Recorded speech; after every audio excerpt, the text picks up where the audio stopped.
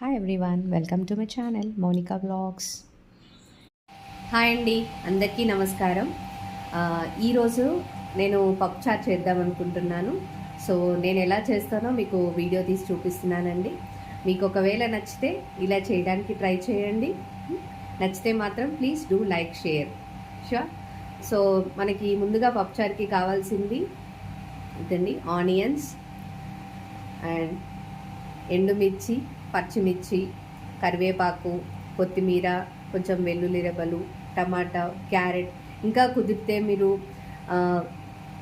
మునక్కాయ వేయొచ్చు, రాడిష్ వేయచ్చు, కావాల్సిన వెజిటేబుల్స్, నచ్చిన వెజిటేబుల్స్ కూడా వేయొచ్చండి. ఓకే, నేను మాత్రం ఇవి రెండు వేస్తున్నాను ఈరోజు. అండ్ నేను ఒక 2 గ్లాసుల పప్పు తీసుకున్నాను. దాన్ని ముందుగా కడిగేసి మంచిగా శుభ్రంగా ఉడకబెట్టేసానండి. ఇలా అది పప్పు ఉడికిపోయింది. అలాగే దీనికి కొంచెం చింతపండు కూడా నానబెట్టాను. ముందుగా ఈ పప్పుచారు కోసమని కాసింత చింతపండు నానబెట్టాను. ఓకే, సో ఇంకా మనం వీడియో లేట్ చేయకుండా స్టార్ట్ చేసేద్దామా? ఓకే, ఈ పప్పుచారు కోసం మనం ఒక పెద్దది బగోన్ తీసుకొని ఆయిల్ వేడి చేస్తున్నాను. ఓకేనా అండి? ఆయిల్ వేడైందండి. ఓకే, ముందుగా ఇందులోకి 1 స్పూన్ ఆవాలు, 1 స్పూన్ జీలకర్ర, వెల్లుల్లి,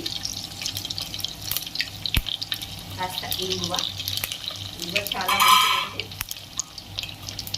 ఇది కాస్త చిటపట్లాడుతున్నప్పుడు ఆనియన్స్,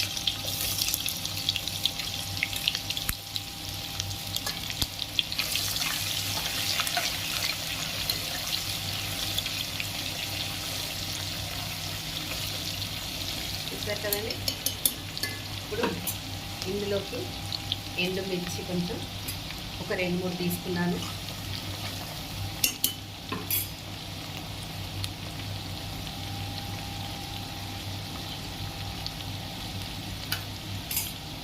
ఒక 3 పచ్చిమిర్చి,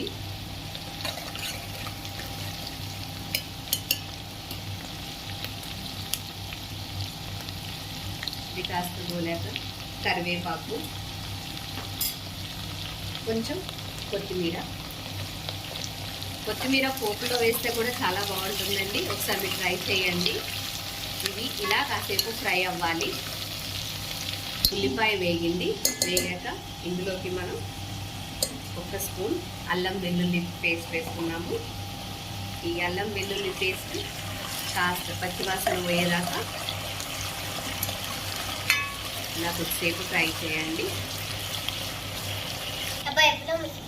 ఇప్పుడు ఇందులోకి పసుపు యాడ్ చేయండి.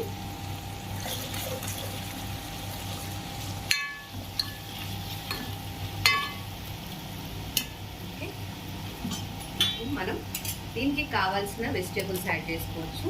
నా దగ్గర ఇప్పుడైతే క్యారెట్, టమాటా ఉంది కాబట్టి నేను ఇవి 2 యాడ్ చేసుకుంటున్నాను.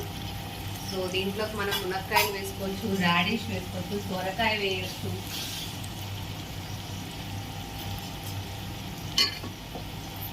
ఓకే, వీటిని అన్నిటిని ఒకసారి బాగా కలిపేసేయండి. ఇలా కొంచెం మగ్గనివ్వాలి. వీటిని ఒక 2 నిమిషాలు అలా ఉడకనివ్వండి. ఈ టమాటా కాస్త ఉడికినట్టు అనిపిస్తే అప్పుడు మనం దీంట్లోకి పప్పు యాడ్ చేసేద్దాం.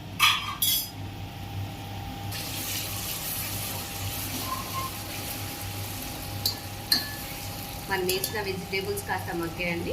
ఇప్పుడు ఇందులోకి మనం ముందుగా ఉడకబెట్టుకున్న పప్పుని యాడ్ చేసుకున్నాం.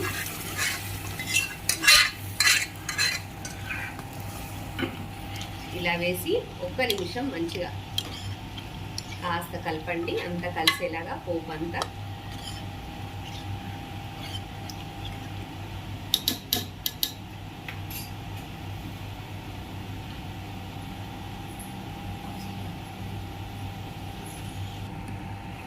చూసారు కదండి, ఇది 1 నిమిషం అలా కాస్త అందులో కలిసిపోయింది.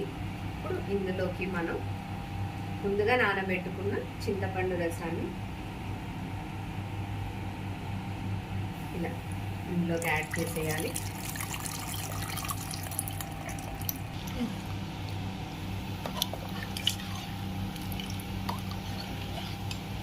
చింతపండు రసం యాడ్ చేసాం. ఇందులోకి తగినన్ని వాటర్ పోసుకోవాలి.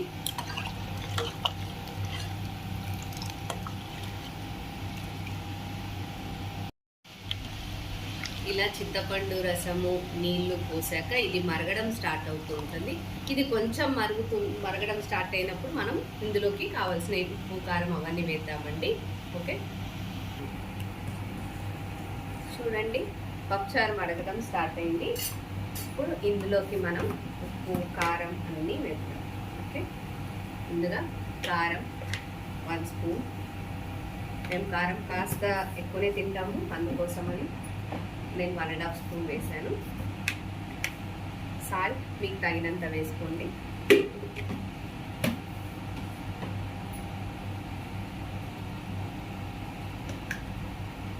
ధనియాల పొడి 1 స్పూన్.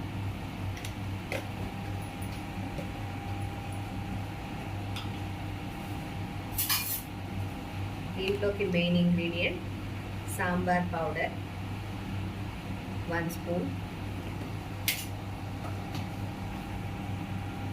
మరియు కొంచెం చక్కెర వేయండి. చక్కెర వేస్తే కాస్త టేస్ట్ బాగుంటుంది. ఒక 1/2 స్పూన్ చక్కెర. ఇలా అన్నీ వేసాక కరివేపాకుని కాడలతో సహా మరిగేటప్పుడు వేస్తే చాలా బాగుంటుంది. కాస్త కొత్తిమీర వేసి ఒకసారి కలిపేసేయండి. కలిపి ఇంకా మరగనివ్వండి పప్పుచారుని. ఇది పప్పుచారు ఎంత బాగా మరిగితే మనకు అంత మంచి రుచి వస్తుంది. ఓకే, సో ఇది మరుగుతూ ఉంటుంది. ఓకేనా అండి,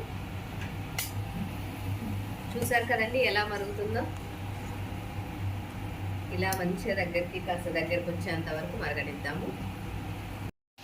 ఇలా మరుగుతున్నప్పుడు మీరు ఉప్పు కారం ఒకసారి చూసుకోండి. ఏమన్నా తక్కువ అనిపిస్తే కొంచెం యాడ్ చేయొచ్చు మరిగేటప్పుడు. ఓకేనా అండి, మన పప్పుచారు అయిపోయిందండి. ఇంకా దీన్ని మనం కాస్త కొత్తిమీర వేసి అలా గార్నిష్ చేసేసి స్టవ్ ఆఫ్ చేస్తే రెడీ. వేడి వేడిగా పప్పుచారు రెడీ అండి. దీన్ని మనం అన్నంలోకి మంచి చక్క కొన్ని పాపడాలు వేసుకొని తిన్నామంటే ఉంటుంది సూపర్. అటువైపు పప్పుచారు పాపడాలు super. Okay, hope you enjoyed my video. Thank you.